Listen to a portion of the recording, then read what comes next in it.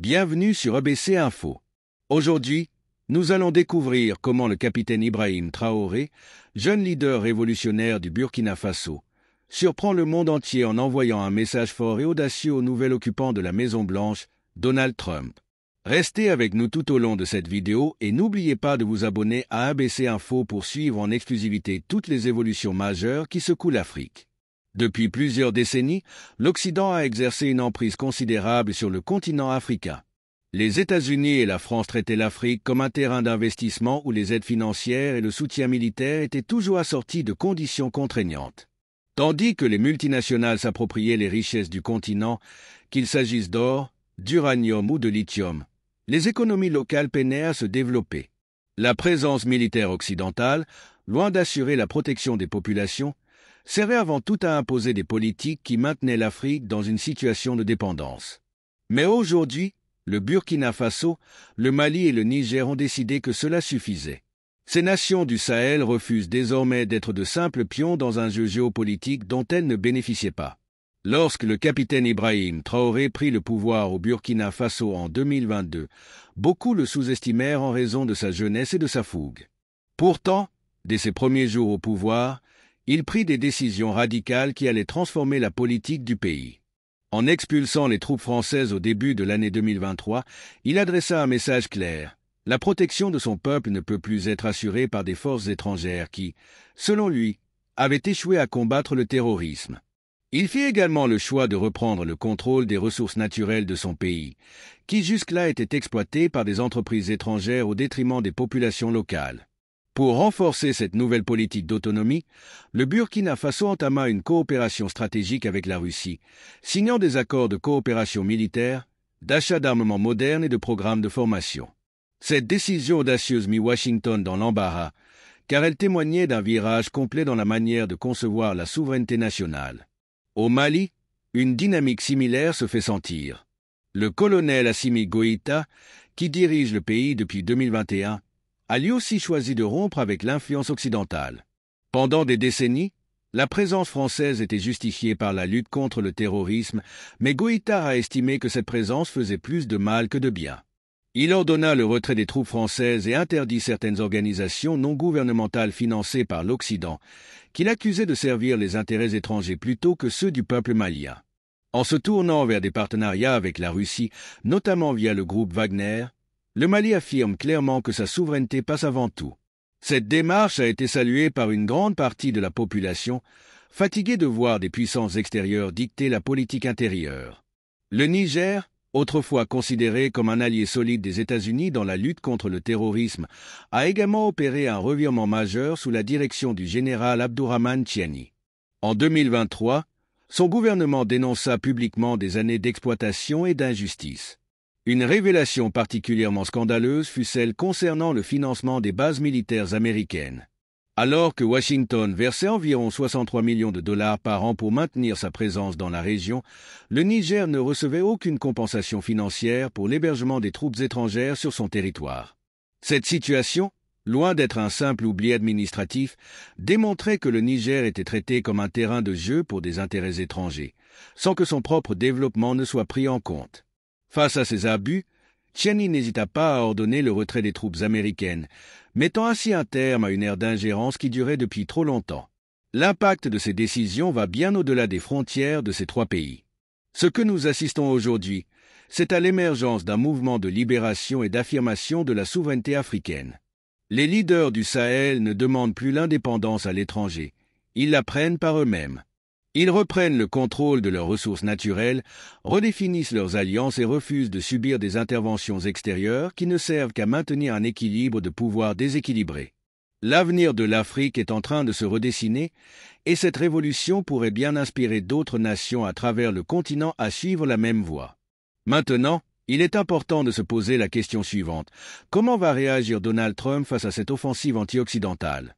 Connu pour sa politique America First, Trump a toujours privilégié des accords qui favorisent directement les intérêts économiques et sécuritaires des États-Unis.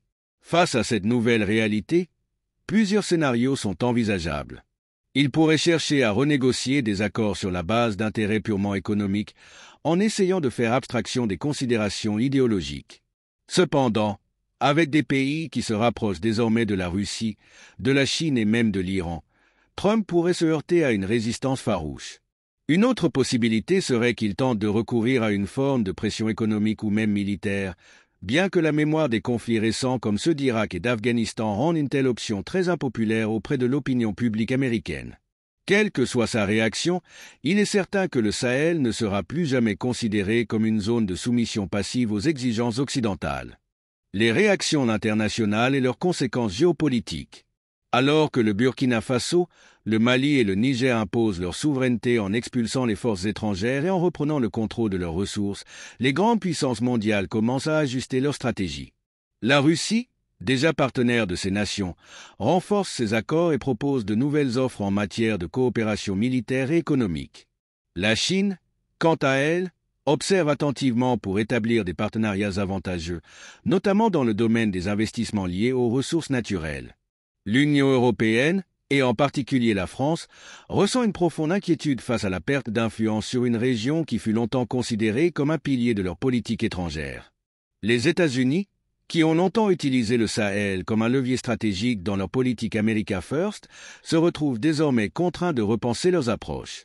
Les révélations sur le financement abusif des bases militaires, l'absence de compensation pour l'accueil des troupes et l'ingérence dans les affaires internes de ces pays ont jeté une lumière crue sur des pratiques qui ne sont plus acceptables. Cette nouvelle réalité oblige Washington à envisager de nouvelles modalités de dialogue, mais aussi à reconnaître que l'époque où l'Occident pouvait imposer ses conditions sans contestation touche à sa fin. Si cette analyse vous passionne, n'oubliez pas de vous abonner à ABC Info et de partager cette vidéo pour que chacun prenne conscience des changements profonds qui s'opèrent dans le Sahel. Passons maintenant au chapitre suivant, l'émergence d'une alliance sahélienne qui pourrait bien devenir un modèle pour l'Afrique. Les dirigeants du Burkina Faso, du Mali et du Niger ne souhaitent plus agir seuls.